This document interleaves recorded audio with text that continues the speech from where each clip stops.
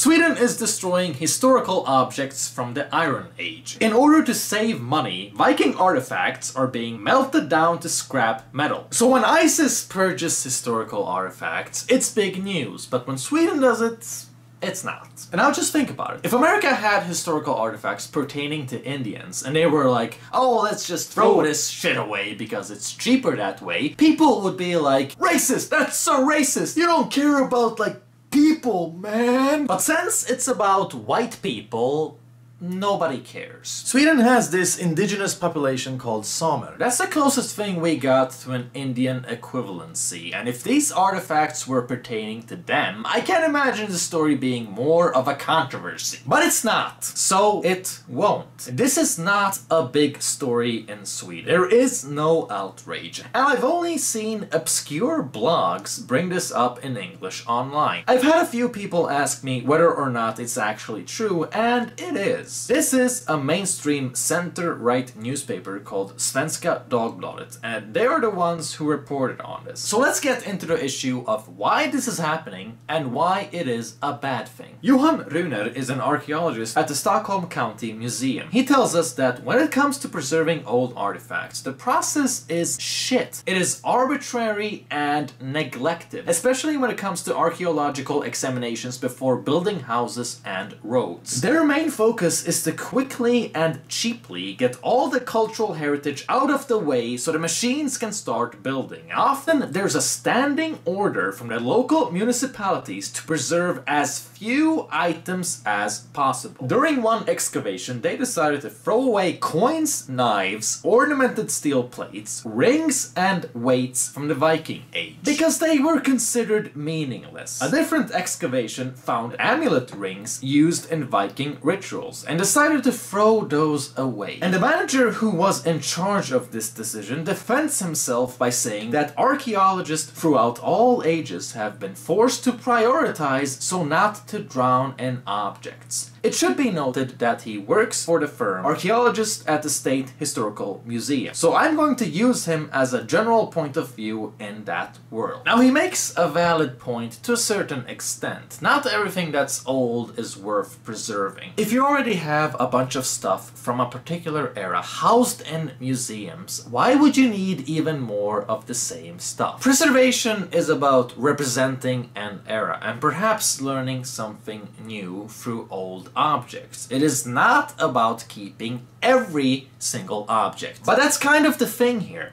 An archaeologist that was interviewed tells us that municipalities don't even spend time on the process of examination. They don't give archaeologists enough time and resources to investigate objects properly. Instead, everything is rushed in order to save money. And that's the real problem here. So what the regional manager says about prioritizing objects doesn't really hold up, because archaeologists aren't even being allowed to prioritize. They're not given the chance. They're just rushed into throwing things away in order to keep costs down. So what's happening here is that municipalities strike deals with archaeological companies to do examinations, and an easy way to lower costs is to cut down on the amount of objects that you preserve. Worth mentioning in the context is that ceramics are usually saved since it doesn't require preservation, whereas iron and metal needs to be treated after spending thousands of years in the ground. Which is kind of upside down, since the Iron Age was one of mankind's greatest leaps forward. Ceramics usually don't tell us as much about history as iron objects. If the company has a contract budget to preserve 2 metal objects, but they find 12, they have to throw away 10 of the objects and turn them into recycling, scrap metal. Now this attitude is potentially disastrous, because old things can provide a lot of value for the future. Just look at this old tablet. It looks like any other kind of old artifact. Nothing really special going on here. It's just a typical tablet. You could easily look at this and be like,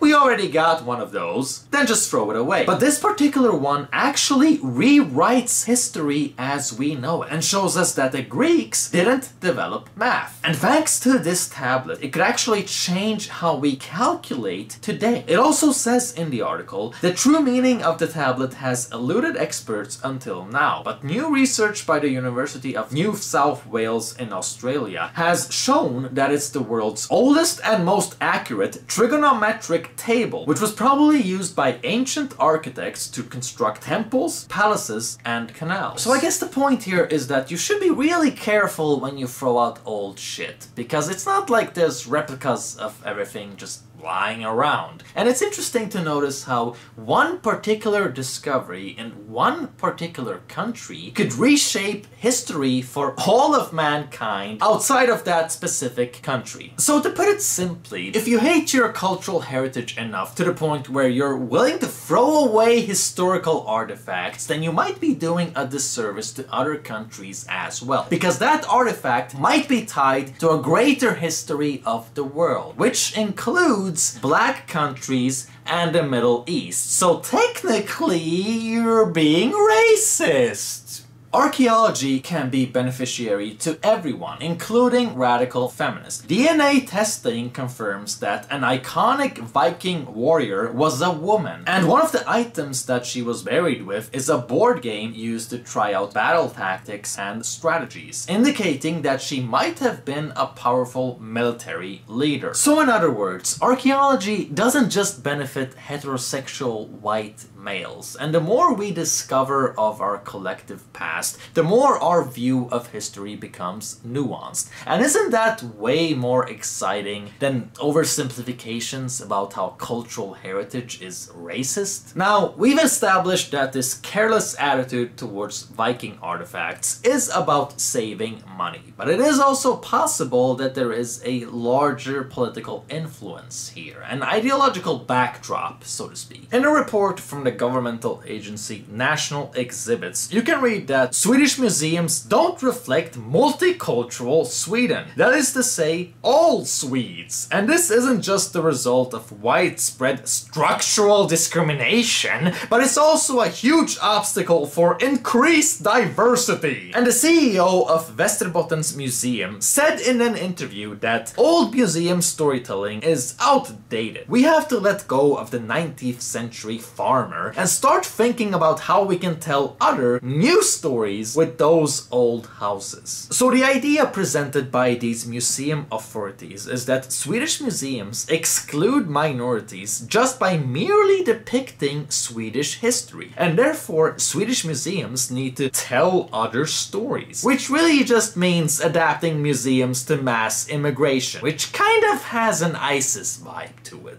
Put simply, even the world of cultural heritage that is museums has been infested with social justice bullshit. There's this thing called the annual museum meeting, where cultural elite hotshots gather, and I got hold of a document describing what type of seminars were hosted. Here's a lecture about Anders Breivik's terror attack in Norway, and it poses the question, how have museums been fighting racism and promoting multiculturalism in the light of this event? Here's a panel debate with the topic, how do you deal with our dark history? And the description reads, in order to fight nationalist and racist currents in society, it's important for museums to highlight those dark parts of our history. But how should one do that? The Unstraight Museum, a gender perspective on museums, cultural heritage, the local history movement, and xenophobia. How can museums, local history movements, and other actors in civil society work together for our cultural heritage to be experienced as inclusive and open to everyone? Landmine territory, xenophobia, minority groups, and museums. Ultranationalists are flirting with the LGBT movement in order to win favor with anti-Muslim sentiments. This is an example of mined territory containing power struggle, discrimination,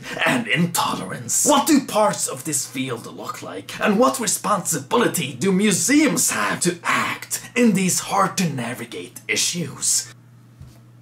Why would museums even get involved with this? Museums and social issues shouldn't even be a thing, unless it's about, like, portraying the history of social phenomenons. What do museums have to do with white nationalists trying to convert scared faggots. And they should be scared. The Muslim world isn't nice to homos. Even a secular European country like Britain has massive problems with Muslim homophobia. Half of all British Muslims think that homosexuality should be illegal. Islamophobia makes perfect sense if you're gay. But yeah, that should give you an image of the mind food that museum workers are fed with. This is the type of social justice mentality that permeates the very institutions that are meant to preserve cultural heritage. And as usual, Sweden offers perverse irony unlike anything you'd find anywhere else. The director of the Röhsska Museum expressed how Swedishness is problematic. In the museum I work at, we have 3 different sections and they're titled in English. We name them Office, Collection and Action. Some in our city feel it's concerning that we've chosen a different language than Swedish. This surprises and amuses me. Is it really the museum's job to preserve Swedish cultural heritage? Should we preserve its language and unique characteristics? Is it our job to present our culture as superior to all others? What is Swedish? And what is Swedish language? Or even more concerning, what isn't Swedish? All the people that the museum is for, are those people Swedes with the same cultural background and ethnicity? Or are they just consuming tourists? So, Swedish museums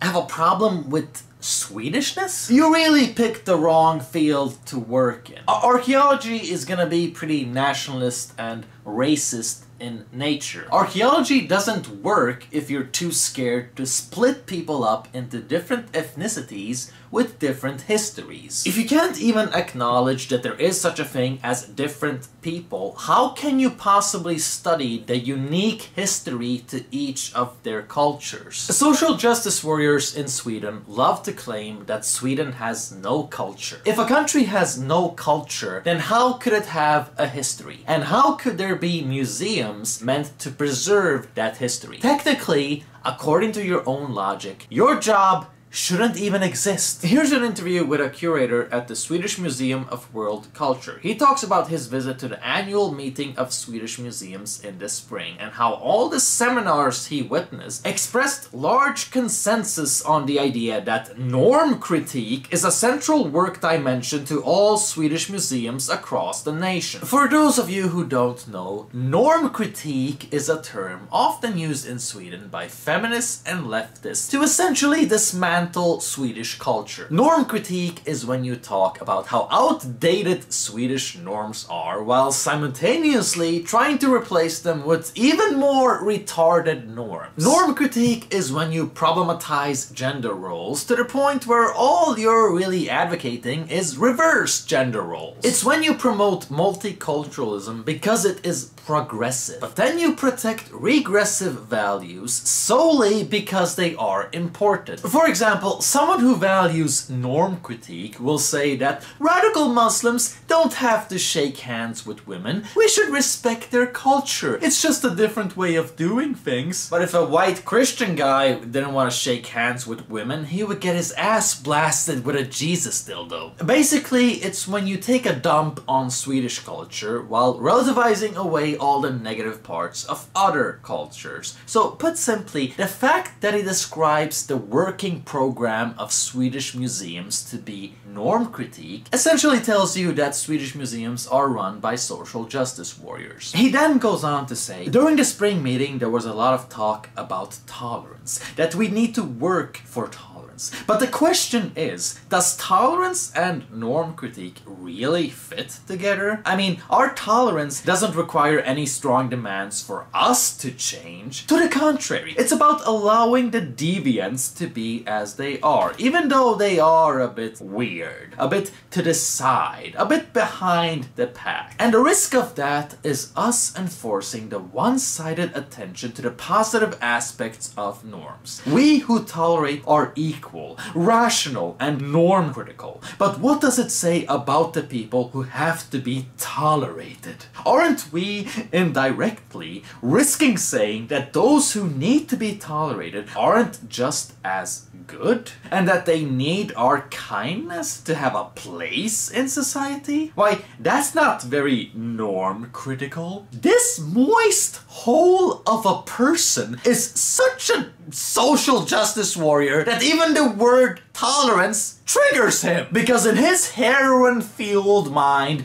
tolerance means that immigrants are inferior. Tolerance is racist. If they were equally good as you wouldn't have to tolerate them. Tolerance means that there's something to tolerate. And there's nothing to tolerate because immigrants are perfect. Even when they are overrepresented in rape, support Sharia law, and practice female genital mutilation. After this, he further whips himself by saying, it's not those who are excluded that need museums, not primarily. Above all, it is people like me. We who in too many ways qualify into the norms. We need other perspectives to get a more reasonable view of the world. Personally, I need queer theory as well as the reflections of Islamic traditions in order to live a good life. I use Islam. I need Islam to become a better person. A more humble, unnormal Swede. Oh, white guilt gone wild. What kind of a person is this? Notice that he is a ethnic Swede who has converted to Islam to become less Swedish? Is that it? He signs this article with his name, working title, and the book he's written called Islam and I, about reason, tolerance, and our mutual future. And he seriously argues that it's white cosmopolitans who need museums the most so that they can stay super tolerant by going to museums and seeing more exotic perspectives of the world. That is so backwards and unintentionally colonial that it's hilarious. This person is a living 4chan meme. I didn't even think people like him existed. Also, here's some of the opening exhibits this museum had on its first week. AIDS in the age of globalization. Voices from a global Africa. I understand that a museum about world culture is gonna deal with other countries than Sweden, but still, isn't that kind of weird? Museums should be about preserving that country's specific cultural heritage. And this guy's insane social justice self-hatred isn't exclusive to the World